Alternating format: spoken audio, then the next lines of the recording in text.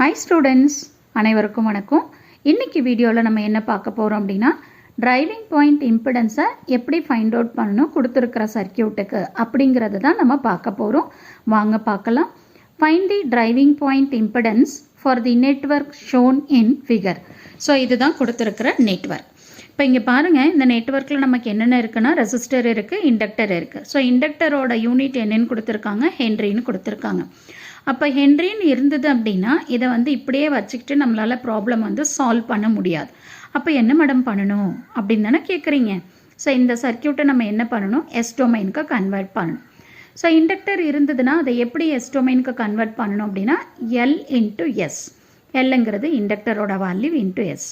Suppose madam capacitor கொடுத்துருந்தா என்ன பண்ணணும் அப்படின்னு தானே கேட்குறீங்க. அடுத்தது கண்டிப்பாக ஸோ கெப்பாசிட்டன்ஸ் கொடுத்துருந்தாங்கன்னா 1/C இன்ட்டு எஸ்ன்னு எழுதணும்.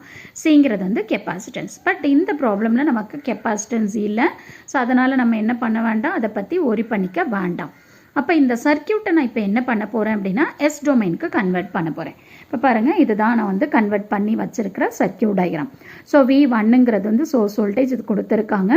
அடுத்து இதில் பார்த்தீங்கன்னா டோட்டலாக எத்தனை லூப் இருக்குன்னா 3 லூப் இருக்குது. ஸோ இந்த 3 லூப்லேயும் நான் லூப்போட டைரக்ஷன் கிளாக் வைஸ் எடுத்திருக்கேன். லூப் 1ல் இருக்கிற கரண்ட் I1, லூப் 2ல் இருக்கிற கரண்ட் I2, லூப் 3ல் இருக்கிற கரண்ட் I3. ஓகேங்களா. அடுத்து பார்த்தீங்கன்னா இங்கே ரெசிஸ்டரோட வேல்யூ நம்ம எந்த சேஞ்சஸும் பண்ணலை, அது அப்படியே தான் இருக்கும். அடுத்து இண்டக்டன்ஸை மட்டும் நான் என்ன பண்ணியிருக்கேன் பாருங்கள், 1 இன்ட்டு எஸ்ன்னு எழுதியிருக்கேன். ஏன் 1 இன்ட்டு எஸ்ன்னு எழுதியிருக்கேன் அப்படின்னா இண்டக்டரோட வேல்யூ 1 இன்ட்டு எஸ். அதே மாதிரி இங்கேயும் 1 இன்ட்டு எஸ். ஓகே. இப்போ இதில் பார்த்தீங்கன்னா டோட்டலாக நமக்கு 3 லூப் இருக்கிறதுனால நான் இப்போ என்ன பண்ண போகிறேன், டைரெக்டாக மேட்ரிக்ஸை ஃபார்ம் பண்ண போகிறேன். 3/3 மேட்ரிக்ஸ். இப்போ இந்த மேட்ரிக்ஸோட ஃபார்மேட் என்ன அப்படின்னா Z matrix into I matrix is equal to V matrix. அப்போ 3/3ங்கிறதுனால Z11, Z12, Z13, Z21, Z22, Z23. So அந்த மாதிரி எழுதிக்கணும். Z31, 32, then Z33. So unknown current I1, I2, I3. So voltage V1, V2, V3. So இங்கே ஏசிங்கிறதுனால நம்ம என்ன பண்ணுறோம், in terms of இம்பிடன்ஸில் போடுறோம். இதுவே டிசியாக இருந்தது அப்படின்னா R matrix into I matrix is equal to V மேட்ரிக்ஸ்னு எழுதியிருப்போம். ஓகேங்களா. சரி, இப்போ நான் என்ன பண்ணியிருக்கேன்னா மேட்ரிக்ஸை ஃபார்ம் பண்ணியிருக்கேன். ஸோ ஃபஸ்ட்டு நான் என்ன பண்ணியிருக்கேன், Z11ஓட வேல்யூ.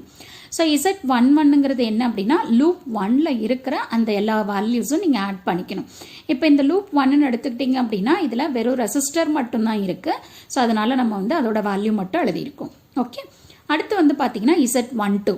ஸோ Z12ங்கிறது என்ன அப்படின்னா லூப் 1க்கும் லூப் 2க்கும் காமனாக இருக்கிற அந்த எலிமெண்ட். இங்கே வெறும் ரெசிஸ்டர் மட்டும்தான் இருக்குது.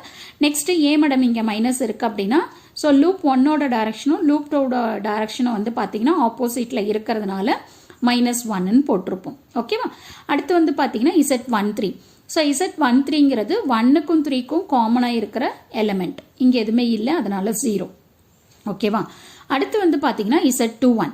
ஸோ Z21 என்ன வரும் அப்படின்னா Z12 என்ன வேல்யூ அதே தான். ஸோ அதனால் நம்ம கண்ணை மூடிட்டு அப்படியே எழுதிக்கலாம் -1.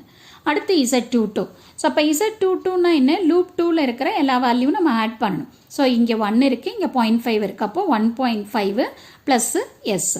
ஓகே. அடுத்து பார்த்தீங்கன்னா Z23. ஸோ Z23ங்கிறத பார்த்தீங்கன்னா செகண்ட் லூப்புக்கும் தேர்ட் லூப்புக்கும் காமன். ஸோ இங்கே காமனாக என்ன இருக்குது, 0.5. டைரக்ஷன் ஆப்போசிட்டுங்கிறதுனால -0.5. அடுத்து Z31 0.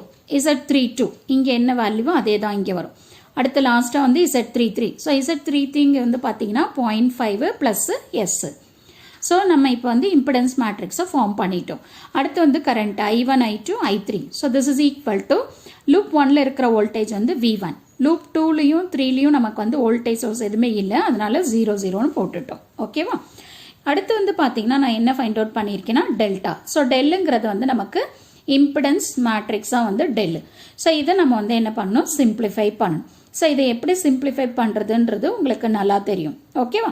ஸோ இதை சிம்பிளிஃபை பண்ணிங்க அப்படின்னா டெல்டாவோட வேல்யூ நமக்கு என்ன வருது, S² ப்ளஸ் எஸ்ன்னு வருது. ஓகேவா. ஸோ இதுக்கப்புறம் நான் இப்போ என்ன ஃபைண்ட் அவுட் பண்ண போகிறேன் அப்படின்னா டெல் I1 ஃபைண்ட் அவுட் பண்ண போகிறேன். ஏன் மேடம் நீங்கள் இதெல்லாம் பண்ணுறீங்க அப்படின்னு தானே கேட்குறீங்க. ஸோ இம்பிடன்ஸுங்கிறது என்ன, Z. So Z is equal to V/I. அப்போ வோல்டேஜ் டிவைட் பை கரண்ட்டோட வேல்யூ கண்டுபிடிக்கணும். ஸோ அதுக்காக தான் நான் இப்போ என்ன பண்ணுறேன் அப்படின்னா டெல் I1 கண்டுபிடிக்கிறேன். இப்போ டெல் I1 உங்களுக்கு நல்லா தெரியும். ஸோ ஃபஸ்ட்டு காலமை வந்து நம்ம என்ன பண்ணணும், ரீப்ளேஸ் பண்ணணும் with the voltage value. So அதை தான் நான் இங்கே பண்ணியிருக்கேன். ஓகே, அப்போ டெல் I1 நீங்கள் சிம்பிளிஃபை பண்ணிங்க அப்படின்னா ஸோ உங்களுக்கு V1 ஆஃப் 0.5 + 2s + s² வந்துருச்சு. ஓகேவா, இதில் இருந்து நான் என்ன ஃபைண்ட் அவுட் பண்ண போகிறேன், I1 is equal to del I1 divided by delta. So del I1 ஓட வேல்யூ என்ன வந்தது, V1 இன்ட்டு ஜஸ்ட் இது வந்து ஆர்டர் மாற்றி எழுதியிருக்கேன் அவ்வளோதான். So V1 into s² + 2s + 0.5 divided by டெல்டாவோட வேல்யூ நமக்கு என்ன வந்தது, s² + sன்னு வந்தது. ஓகேவா, ஸோ இதில் இருந்து டிரைவிங் பாயிண்ட் இம்பிடன்ஸ் அப்போ என்ன வரும், Z11. ஸோ Z11ங்கிறது V1 டிவைடட் பை I1. ஓகேவா, ஸோ இதை தான் நம்ம என்ன சொல்கிறோம், டிரைவிங் பாயிண்ட் இம்பிடன்ஸ்ன்னு சொல்கிறோம். அப்போ V1 divided by I1 is equal to s² + s divided by s² + 2s + 0.5. So இதுதான் இந்த ப்ராப்ளம்க்கான ஆன்சர். ஸோ கண்டிப்பாக இந்த வீடியோ உங்களுக்கு யூஸ்ஃபுல்லாக இருக்கும்னு நினைக்கிறேன். தேங்க்யூ ஃபார் வாட்சிங் திஸ்.